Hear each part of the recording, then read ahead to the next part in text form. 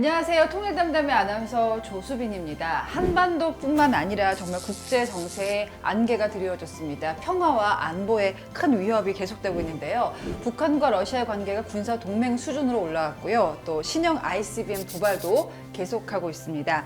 오늘 통일담담은 북한과 핵, 한반도 안보에 대해서 짚어보겠습니다. 한국국방연구원 이호령 안보전략연구센터장님 모셨습니다. 어서 오십시오. 네, 안녕하세요. 저희가 센터장님을 모실 정도면 진짜 이 이슈가 굉장히 중요한 상황인 거예요. 그리고 통일부 청년 인턴 박신영 씨도 함께합니다. 어서 오십시오. 안녕하세요. 네. 우리 지금 전공이 정치외교학과. 예, 거의 뭐 엄청난 선배님을 네, 만나시는 맞습니다. 자리네요. 예.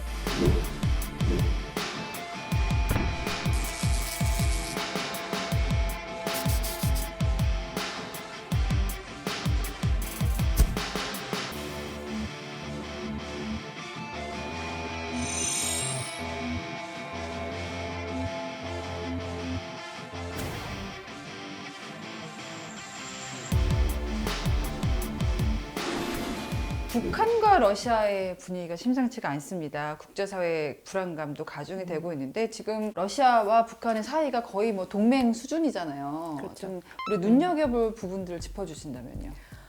북한과 러시아 같은 경우에는 지난 6월에 포괄적인 전략적 조약을 맺었고, 또 최근에 이제 러시아도 그렇고 북한도 그렇고 다 비준을 했어요. 그러면 이 조약의 내용이 이전에 냉전 시대 때 맺었던 조약과 비교해 봤을 때 얼마만큼 더 많이 내용을 담고 있는지를 네. 보면 이전에 60년대 담고 있었던 군사동맹 조약에 해당되는 내용을 이번에 4조에서 그대로 담고 있어요. 네. 그러니까 일방이 전쟁 상황에 처하게 되면 군사적인 장비까지 다 동원을 해서 지원을 해줄 수 있는 조항이 있는 거죠. 이거 외에도 경제협력, 기술협력, 모든 협력 부분을 굉장히 포괄적으로 담고 있어서 이전 조약보다 훨씬 더 내용 면에서나 깊이 면에서나 협력의 수준을 높이는 그런 조약이다라고 볼 수가 있죠. 여기다 이제 미국에서 트럼프가 당선이 되면서 푸틴하고 친하다고 막 공공연히 얘기를 하잖아요. 그렇죠. 어떻습니까? 이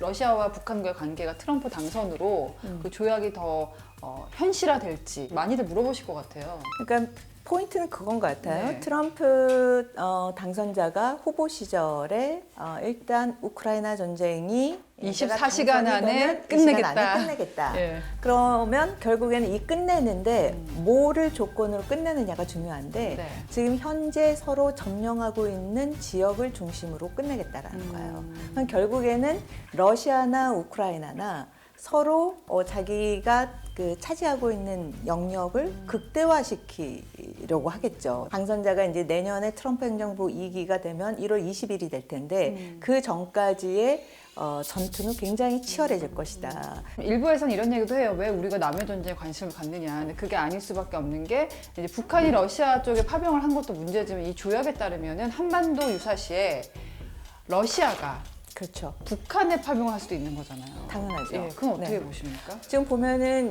동맹 조약인 거잖아요. 그러니까 두 개의 국가가 동맹을 맺었을 때 어느 한쪽이든 그러한 전쟁 상태에 들어가면 다 지원을 하게 된다는 거죠. 거기에 플러스 뭐냐면 북한이 러시아에게 그렇게 파병을 한 데는 뭔가를 대가를 기대를 하고 있다는 예, 거죠. 예. 그 대가가 뭐냐 우려하는 부분이 북한의 핵미사일 능력 고도화 부분에 지금 기술적인 한계에 봉착을 되어 있는데 이 한계를 러시아가 넘어설 수 풀어준다. 있는 네. 그 기술을 러시아가 줄 수 있는 부분, 그리고 또 실질적으로 이 병력이 들어가서 현대전이라는 경험을 갖고 이후 나중에 한반도에 유사 상황이 됐을 경우 전략 전술에 변화를 시켜서 발전시킬 수 있다라는 점도 우리가 우려를 해봐야 되는 대목이라고 볼 수가 있겠죠. 아마 전공을 하니까 요즘 상황 굉장히 눈여겨보고 있을 것 같아요. 어떻습니까? 친구들 얘기도 들어보면. 그 러시아의 선택에 약간 의문점을 좀 가지고 있습니다. 아무리 이제 러시아와 북한에 서로 이익이 맞아서 그런 조약을 체결하고 북한군이 이제 러시아로 파병이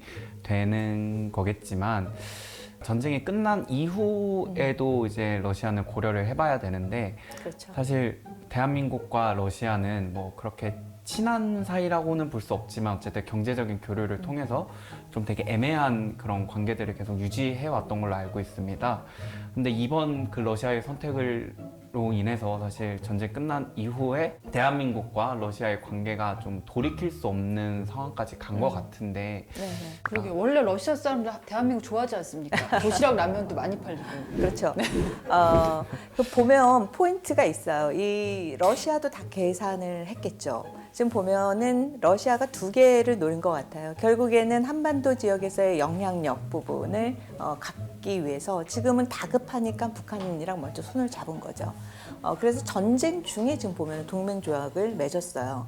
어떻게 보면 굉장히 북한 입장에서는 손해인 거예요. 이미 전쟁을 하고 있는 국가와 동맹을 맺어서 거기에 병창 기지로서 군수물자라든지 병력을 다 지원을 해줄 수밖에 없는 상황을 알면서도 한 거고 거기에 대한 대가는 전쟁이 끝난 이후에 받을 수 있다라는 거죠.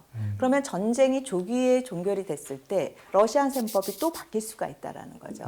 결국에는 경제 협력이라든지 교류라든지 이런 모든 부분을 생각해 봤을 때 남북한은 비교가 되지 않을 만큼의 한국은 거의 절대적인 위치를 갖고 있는 거죠. 그런 측면에서 러시아가 우크라이나 전쟁이 얼마만큼 빨리 끝나느냐에 따라 러시아의 또 셈법이 바뀔 수가 있다라고 좀 보여집니다.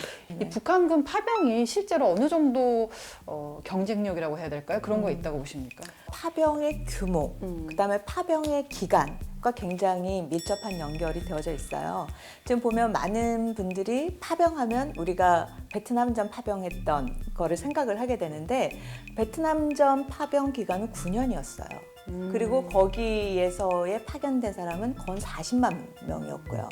거의 비교할 수 없을 만큼의 많은 인력이 병력들이 들어갔고 또 브라운 협약을 통해서 군사적인 지원뿐만 아니라 경제 지원을 미국이 약속을 해줬어요. 그러니까 그 당시에 60년대 후반에서 70년대의 미국의 그 슈퍼파워와 지금의 거의 하향세를 겪고 있는 러시아의 그 경제력은 비교가 되지 않는 거죠.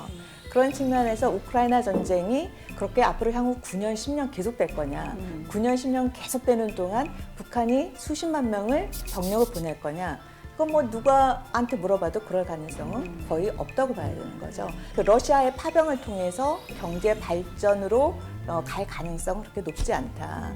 그러면 그 정도의 규모는 어느 정도겠느냐 하면 그냥 김정은의 통치 자금을 조금 더 지갑을 채우는 정도밖에 되지 않을 것이다 라는 생각인 거고 그럼에도 불구하고 왜 그 정도의 병력을 보냈을까에 대한 질문을 던진다면 그 기술적인 협력 지원 거기에 더 포커스가 맞춰져 있다는 거죠. 지금 김정은의 통치 한 12년을 쭉 보면은 계속해서 핵미사일 능력 고도화를 본인의 정치 체제의 지속성과 연결을 시키고 본인의 체제 안정이라는 부분과 연결을 시키고 있기 때문에 굉장히 근시안적이고 좁은 시각으로 북한을 지금 통치하는 거라고 볼 수가 있겠죠. 지금 김정은 위원장 입장에서는 굉장히 큰 외화벌이라고 표현을 해야 될지 모르겠습니다만은 생명을 연장해주는 그렇죠. 예, 그런 도구가 되고 가늘고 있다. 길게 연장해주는 거라고 볼 수가 있는 거죠. 가장 원하는 건 뭘까요? 북한이 얻고자 하는 거. 북한이 결국에는 지금 핵 전략을 추구하는 데 있어서 갖고 싶어하는 능력이 제한 핵전쟁 능력을 갖출 수 있는 거를 원할 거예요. 그러면 세컨 캐퍼빌리티를 가져야 되는 거거든요. 즉 미국이 내가 위협을 했을 때 공격을 하더라도 내가 다시 살아나서 다시 미국을 공격할 수 있다고 한다면 미국이 나를 공격을 하지 않을 것이다. 그런 능력을 갖추는 단계에 이르러야 내가 좀 핵을 갖고도 안심을 할 수 있다는 거죠.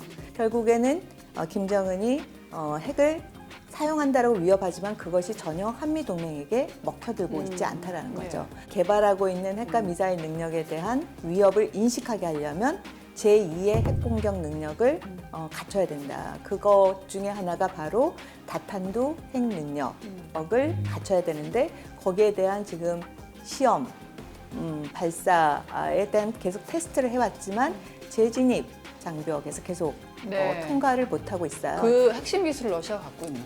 그렇죠. 이미 러시아는 다탄두 핵 기술 능력이라든지 모든 능력을 다 갖고 있는 거죠. 제한 핵전쟁 능력, 뭐 핵 보복 능력, 모든 능력을 다 갖고 있기 때문에 북한은 러시아에게 그러한 기술을 원하고 있는 거죠.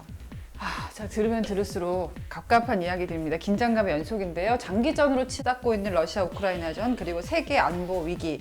다음 주 북한군 러시아 파병에 따른 한반도 위기 상황, 안보 위기 상황을 좀 더 짚어보도록 하겠습니다. 다음 시간에도 지켜봐 주세요. 통일 담담.